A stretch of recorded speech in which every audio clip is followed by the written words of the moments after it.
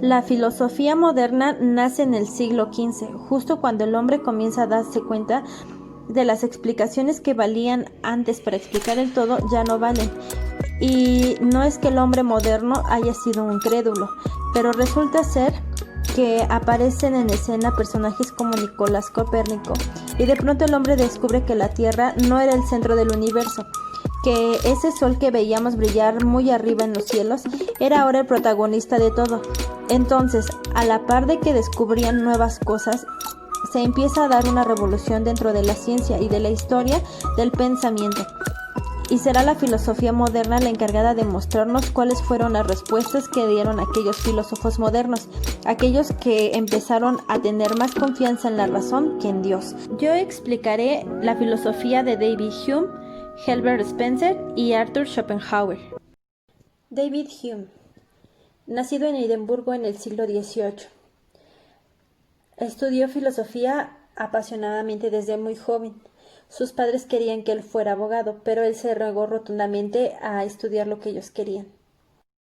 A la edad de 27 años, él ya había hecho su primera obra, el Tratado sobre la Naturaleza Humana. A pesar de tener brillantes ideas, él fue excluido de muchos ambientes académicos por las ideas escépticas y próximas al ateísmo. Comenzaremos con la teoría del conocimiento. Hume está convencido de que todo nuestro conocimiento predece de nuestra experiencia. Quiere decir que nuestro conocimiento que actualmente tenemos es una percepción de acontecimientos que ya pasamos. Cree que todos los conocimientos de la mente humana son percepciones y que no existen realmente. Todo lo que conocemos lo conocemos como experiencia a través de percepciones. Y estas percepciones se dividen en dos, las impresiones y las ideas. Vamos a poner un ejemplo. En la pantalla te estoy poniendo una mancha color morado. Tú la estás percibiendo, la estás viendo en el momento, no la estás imaginando. A esto se le llaman impresiones. Más sin en cambio, si te la quito, tú vas a tener una idea de lo que fue. Por ejemplo, ¿recuerdas cómo era? Ya no la estás visualizando como anteriormente, porque ya no la tienes físicamente. Ya es algo que pasó, es algo del pasado. Ahora tienes una percepción, más bien tienes una vivencia y tienes una idea de lo que era el color morado. Una idea del pasado. Hume está convencido de que las ideas dependen de la percepción. No puedes tener una idea sin antes tener una percepción. Por ejemplo, si de la idea saliera un unicornio, yo no tengo una impresión de un unicornio. ¿Por qué? Porque nunca lo he visto. Entonces solamente tenemos una idea de cómo es un unicornio, más no una impresión de lo que es un unicornio. Así que las ideas no hacen impresiones, sino al contrario, las impresiones hacen ideas. Pongamos otro ejemplo.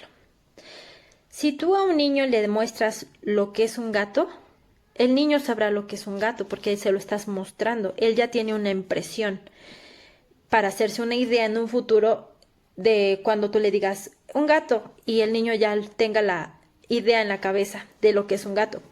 Más sin en cambio, si el niño no conoce lo que es un gato y tú le dices, un gatito es un mamífero pequeño que tiene una larga cola, que tiene bigotes, que tiene patas cortas, tiene cuerpo flexible, un buen olfato, que tiene una excelente vista nocturna. Entonces, el niño no tiene una impresión de lo que es, entonces se va a quedar de que, ¿qué me estás hablando? Las ideas y las impresiones se dividen en simples y complejas. Las simples es cuando yo te hablo de un color rojo. Y las complejas son cuando tú te imaginas, ¿qué es lo que te imaginas cuando yo te digo color rojo? En este caso, pues yo me imagino una manzana. Hume nos explica diciendo que aparte de la facultad de memoria, tenemos una facultad llamada imaginación, y gracias a ella podemos combinar diversas formas e ideas. La teoría más revolucionaria de Hume es la crítica de casualidad necesaria. Aquí tenemos un ejemplo. Los científicos dicen que la Tierra gira alrededor del Sol, que el agua hierve a los 100 grados centígrados, y Hume dice como todo lo contrario. No tenemos una impresión del futuro. No tenemos experiencia para un futuro, porque no hemos vivido en el futuro. No tenemos certeza de lo que vamos a vivir en un futuro. Entonces solo tenemos la creencia, y pues la ciencia fundamenta que todas sus proposiciones refieren a un futuro en la costumbre, es decir, esperando a que siga todo siendo igual. Hume demuestra que se basan más en el hábito de la esperanza y la fe, y esperan que las cosas sigan hasta como ahora. No tenemos una impresión de lo que es el futuro. No sabemos si la Tierra va a seguir girando alrededor del Sol, ni que el agua va a llegar a hervir a los 100 grados centígrados. Hume nos invita a ser un poco más escépticos, a cambiar la certeza por la probabilidad. La ética de Hume. Para Hume, la ética debe ser laica. Tenemos que separar la ética de la religión. Es conveniente que juzguemos las cosas con certeza, con nuestra razón moral, no con las supersticiones ni las diferentes religiones, ya que ser un celibato o tener una penitencia no nos hará más valiosos en la sociedad. Hume dice que la razón y la emoción es lo que nos hace hacer las cosas correctas. Por ejemplo, tenemos una ancianita en la calle y está regando sus plantitas. Y de repente llega el vecino y le da una bofetada. Pues ante problemas, pues es normal que tú sientas una desaprobación. Y no es que tu cabeza la hayas hecho trabajar para que piense eso, para hacer prejuicios sobre el por qué. Simplemente has sentido que lo que hizo el vecino está mal. Así es como la ética se expresa, que el fin último de la ética es la felicidad. Hume dice que la felicidad es una conquista que se requiere de fortaleza, de ánimo y valor y mucha energía. Quiere decir que las personas bribonas, las que son aprovechadas del otro, podrían triunfar, sí, en ese momento, pero al final serán víctimas de sí mismos. Puedes engañar a otro, pero no puedes engañarte a ti mismo. No hay placer comprobable en la paz interior, no hay satisfacción en nuestra propia conducta, y si quieres ser feliz, pues lucha por ello. Arthur Schopenhauer. Nacido en 1888 en el seno de una familia bien acomodada en Alemania. Schopenhauer se dedicó a ser comerciante solo para complacer a su padre, quien ejercía la profesión con mucho éxito. Sin embargo, con la muerte de su padre, Schopenhauer se hace acreedor a una gran herencia, la cual le permite abandonar el comercio y inscribirse en la universidad. Schopenhauer hizo sus estudios universitarios en medicina, psicología y filosofía. En esta última materia impartió clases en Berlín y escribió sus libros que adquirieron más notoriedad casi a la etapa final de su vida. El pensamiento filosófico de Schopenhauer. Su filosofía se basa en la idea de Platón y Kant sobre el mundo fenoménico y noumérico. Decía que estos son el mismo, solo que es experimentado de diferente forma. Por ejemplo, el mundo fenoménico, que es todo lo que se puede ver, sentir, escuchar, oler, probar. Por ejemplo, una flor, una fruta o una piedra. Él a esto le llama representación. y lo numérico, que es todo lo que podemos percibir. Por ejemplo, cuando hablas con tu perro, tú crees que él te está entendiendo. Eso es lo que tú percibes. A esto él le llama voluntad. La voluntad se materializa a través de nosotros como deseos. No es que nuestros deseos nos permitan alcanzar la felicidad, sino todo lo contrario.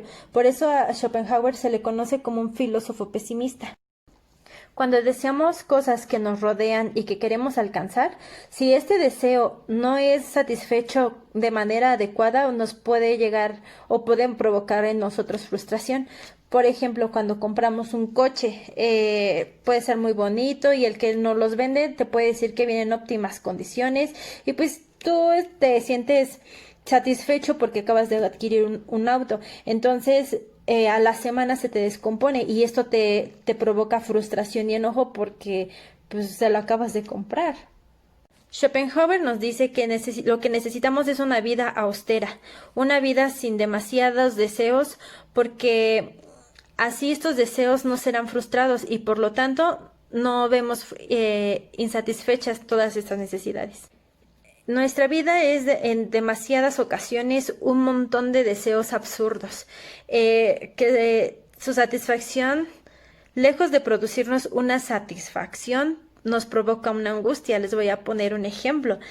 Hace tiempo, cuando mi niña estaba un poco más pequeña, ella nos pidió una máquina de chocolates. Se la pidió a los Reyes y pues se la trajeron.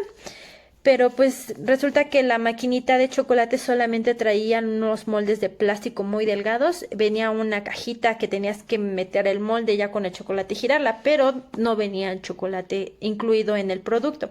Pues entonces fuimos a comprar el chocolate para que ella pudiera hacer pues para que se pudiera jugar con la maquinita.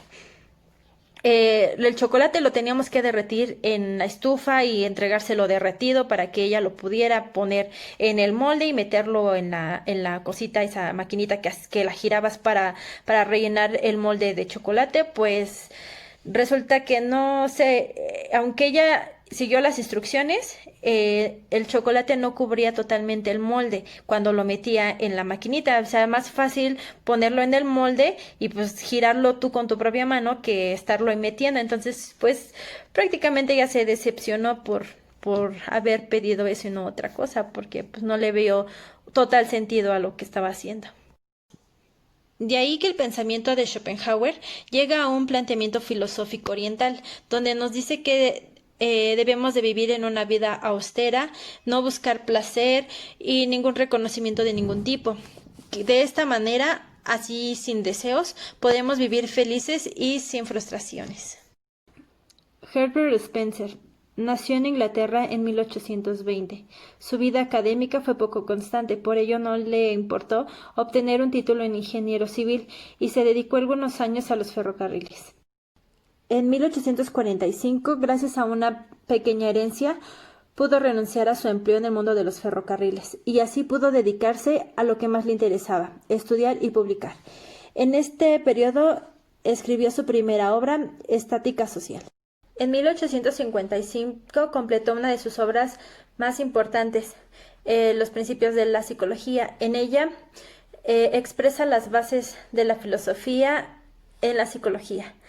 Esto permitiría la adopción de una nueva perspectiva de desarrollo, no solo en términos de individualismo, sino también de especie y raza. Desde ese momento destacaron algunas obras interesantes. El pensamiento de Herbert Spencer. Fue un ferviente individualista y crítico, con todo tipo de autoridad. Spencer elaboró una teoría general del proceso humano combinado con la evolución darwinista y una sociología de corte orgánica. Darwinismo social. Spencer plantea el concepto de la analogía orgánica, en el que se establece una relación de semejanza y comparación entre un organismo biológico y un organismo social. Propone los procesos de los organismos biológicos como, por ejemplo, el desarrollo, el crecimiento, funcionamiento, sirven como un modelo para experimentar cómo se dan estos procesos en una sociedad. El primer punto de comparación de Spencer es que tanto una sociedad como un organismo biológico representan un sistema y tienen estructuras y funciones.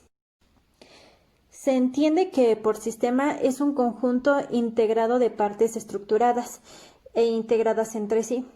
Están interrelacionadas y son interdependientes y cumplen funciones que contribuyen al mantenimiento y estabilidad del sistema.